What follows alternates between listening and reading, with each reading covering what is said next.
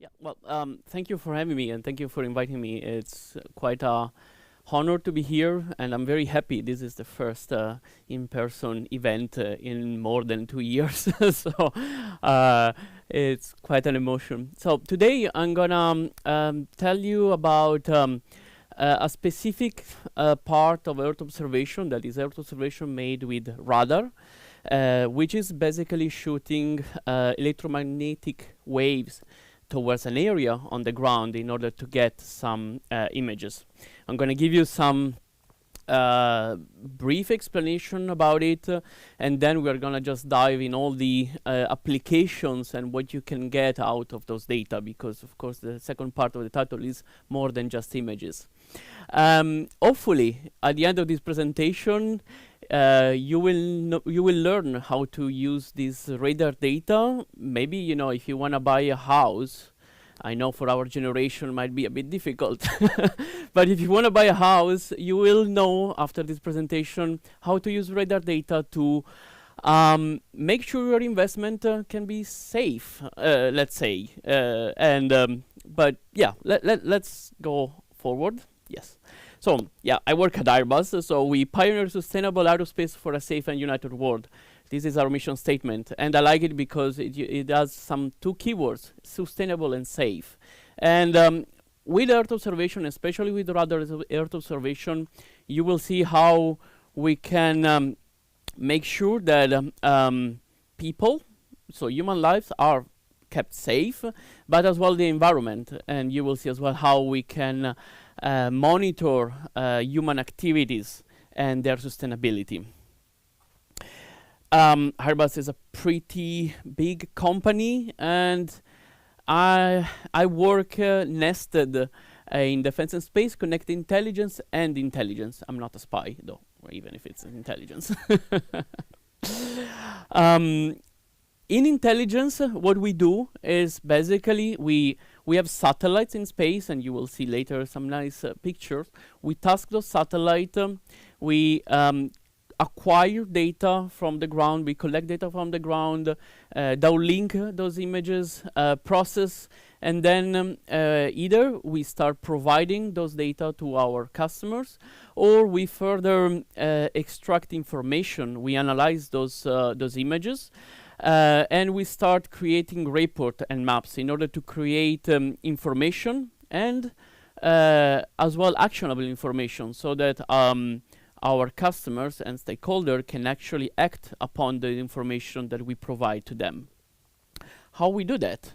We have the, I would say, biggest multi-sensor constellation in the world, and is made by optical satellites. And we've just launched the second Pleiad Neo 1 week ago that that has the best commercial resolution down to 30 centimeters, so something like that. So from space, it can see objects that are 30 centimeter large.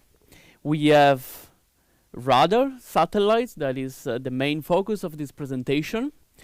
We have partnered as well with Okai 360 in order to provide data from the full range of the RF spectrum, from VHF to the X-band. So wherever, if you have a radio, if you have a radar, those satellites can acquire the signal from space and can provide you a map of this. And in the future, there's going to be more satellite, the CO3D. There's going to be HAPS, a high altitude platform that can fly over a certain area and even take videos of those. And of course, the next generation radar satellite, that's what I'm working on. That is going to come later in 2027, hopefully. So basically, so this is the airport, an airport, the Nice airport in Côte d'Azur. So if you want to buy a house in Côte d'Azur, this is what you can get. So from a resolution of 22 meters down to the 30 centimeters of Pleiad Neo, and actually with the radar constellation we can get down to 25 centimeters. You can see the capability, we can really assess what is happening on ground and the activities, the level of activities, and even recognize object. So we start from the DMC is the constellation that is quite in maybe 22 meters, not so higher resolution, but through spot 6 and 7, Vision 1, then Pleiades and Pleiad Neo, where we have 2 satellites, and soon there's going to be 4 in space. So before moving further on looking at what is or what are the capability of radars, just look at really how this radar satellite work basically. A radar satellite is emitting electromagnetic waves towards a certain area, and from getting from the returning waves is able to, after of course a very complex processing system, to extract images out of the return of this signal. Of course, the radar itself is not that big. I think here you can see a TerraSAR, which is still a big satellite, but 1.4 tons. In order to provide high resolution on ground, we basically exploit orbital mechanics. So, you know, satellites are flying at very high velocity over the above the Earth. So from the moment the first electromagnetic waves is emitted over a certain area, the satellite will fly over the area, and when this wave is then received, the path that the satellite has done flying over the area create the aperture of the antenna, and that's why we call it synthetic aperture radar, because it's not that we have hundreds of kilometers of radar in space. We just fly over a certain target or area of interest, and then we create the synthetic aperture of the radar, and this allows us to have very high and high resolution images of the areas of interest. Why we use radar though? This is an optical image of an airport, and you see there in the red rectangle, that's what happens with optical satellite. There are clouds, atmosphere. So sometimes we cannot really see what is happening just below the clouds. However, with radar, we can.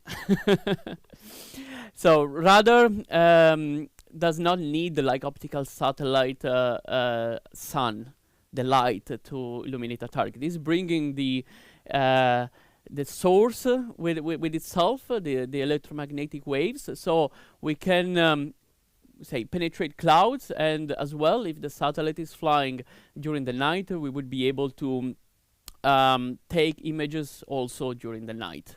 So it's quite an interesting and flexible system to observe the Earth.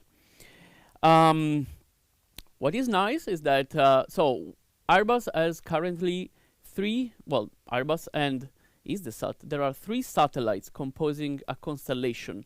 The first was launched in 2017, TerraSAR-X. Then it was joined by a twin satellite, Tandem-X, and then another twin satellite that is operated by EasySat, so a Spanish satellite that is PAS. Together, they are composing a constellation that is that has, of course, an increased capacity of acquisition, and as well a very high revisit rate.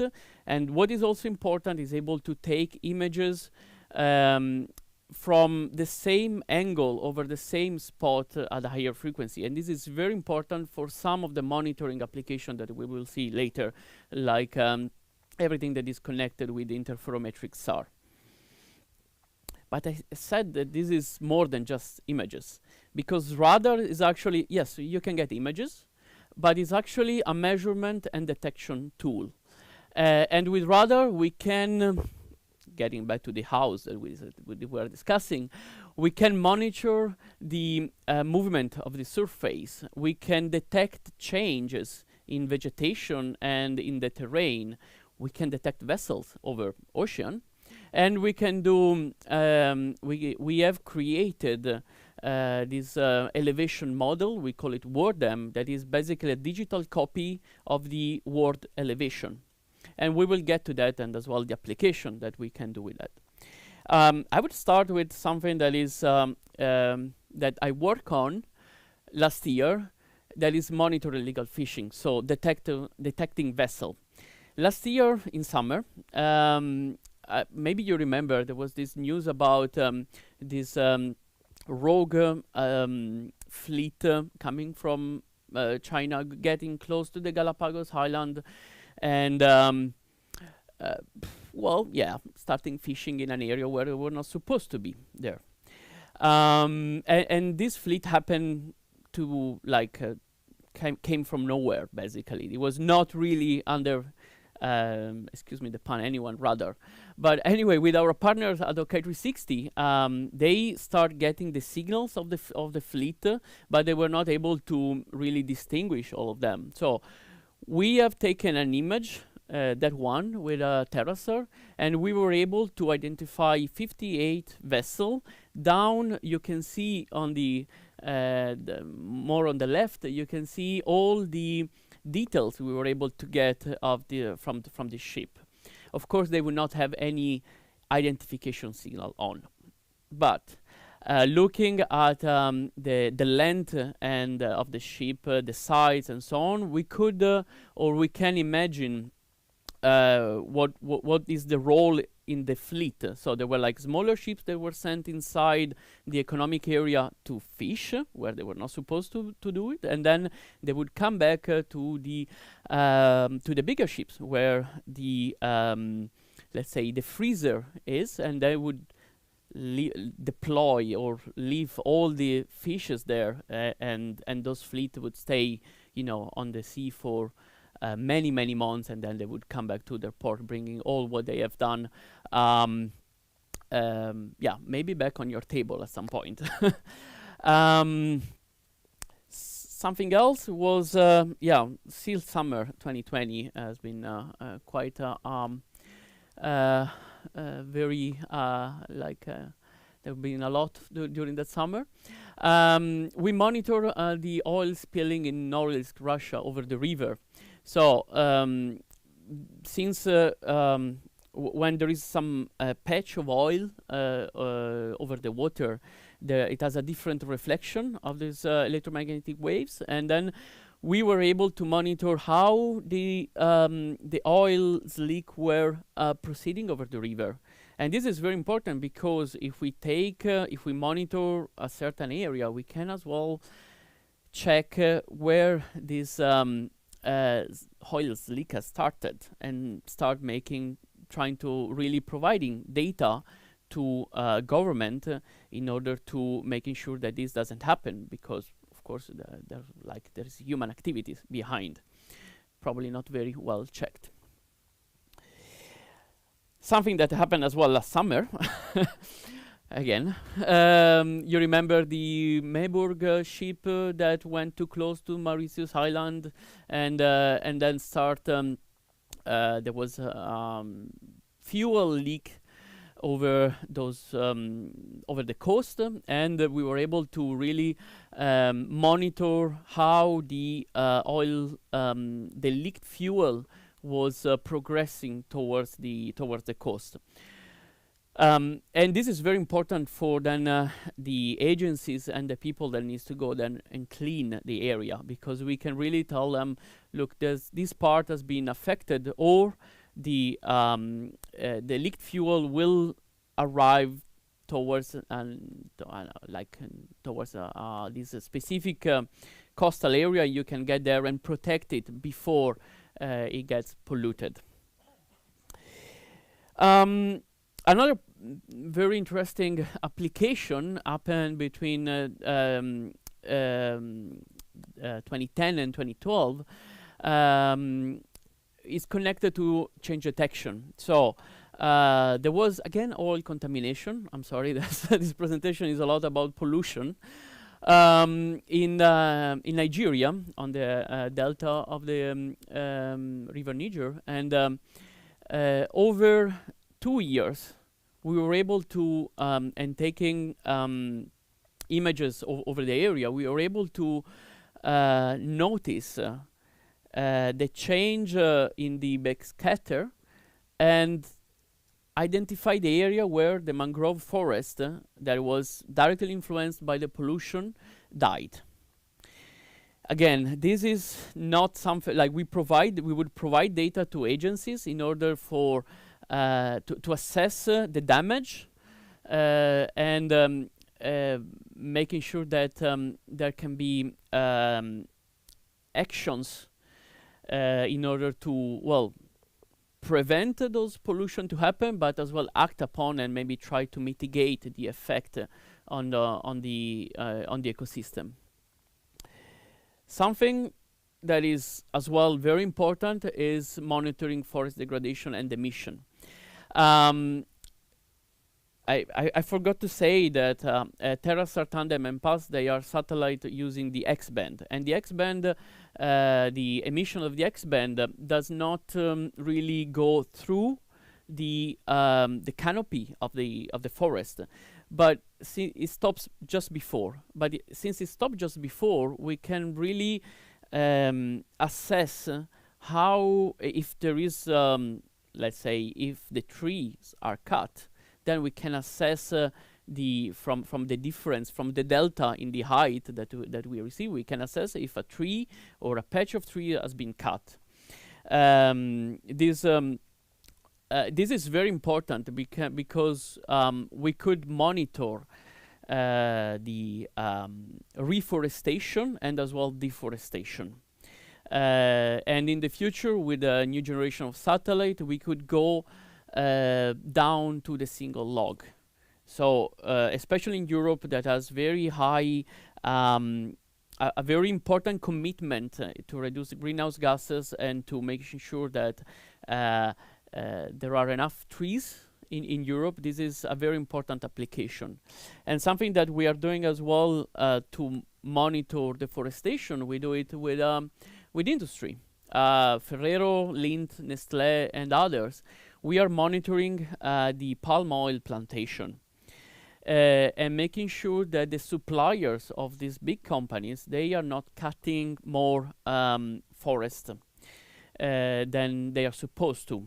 Of course, what we do is just providing data to those corporations, but of course, Nestlé had already pledged to blacklist all the suppliers that are cutting more of the equatorial forest than they're supposed to. And this is very important to maintain the ecosystem in those areas. We also look at sustainable agriculture. This you can see over Demmin in Germany. We were able to monitor the harvest of different wheat, barley, or rapeseed, and we were able to, over the span of 6 weeks, to identify where and basically when the harvest has happened. This is very important as well, and with the future satellite, we will look as well. We will be able to look as well to even smaller field in order to monitor all the it's called biological farming that the European Commission is also pushing with the new European Green Deal, and making sure that to provide those information to agencies and government so that everyone knows what a certain area is producing and what kind of product they can come in order to make sure that there is enough food, because some culture might not be done for food, might be done for something else. But let's get a very important application that can be done is the monitoring of aging infrastructure, which is problem all over the world. On the right, you can see an analysis that was done for the Brumadinho disaster that happened in Brazil, where the dam collapsed and took the life of many people just below. We were not able to prevent this disaster, but we found out that we took images of the area, and we were able to show the progress and evolution of the deformation on the area, and showing that actually that this disaster could have been prevented. What has been prevented is on the Mosul Dam.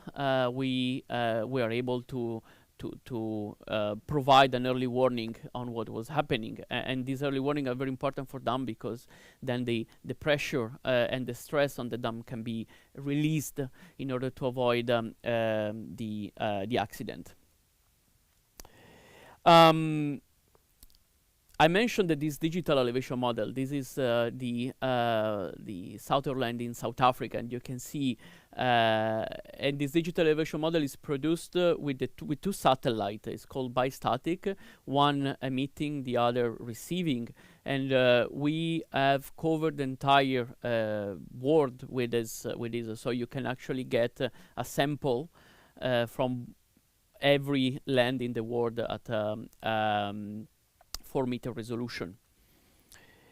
This is very important because if you're buying a house near the coast, for example, this is coming from a project that we have done with the United Nations in Ghana, in Accra.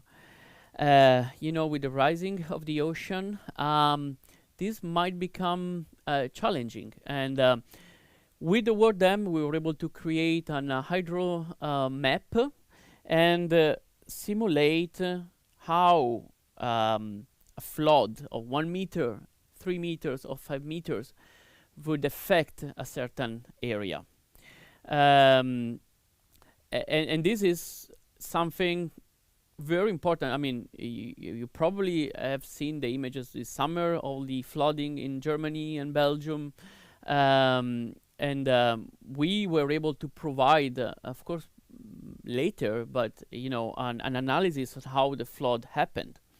Let's say if you want to buy a house, you want to know if the river next to you, or how the river next to you is gonna behave in case there are high precipitation, and if your house is in a good position, because I'm telling you, your insurance probably knows, and they will make you pay for that.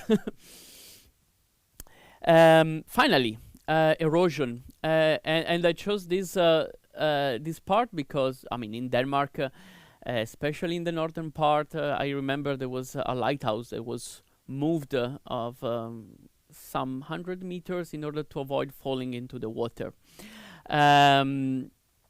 With our surface movement monitoring service, we can over a span of time of different maybe days or months, we can really assess how the erosion is affecting coastal area, but not only coastal area, also mountain areas and so on. And this can really help understanding how the environment where we live is changing, and if your house is in danger or not. So this comes to the end of my presentation, and I hope now you know how to use how you could use radar data to secure your next investment. Thank you.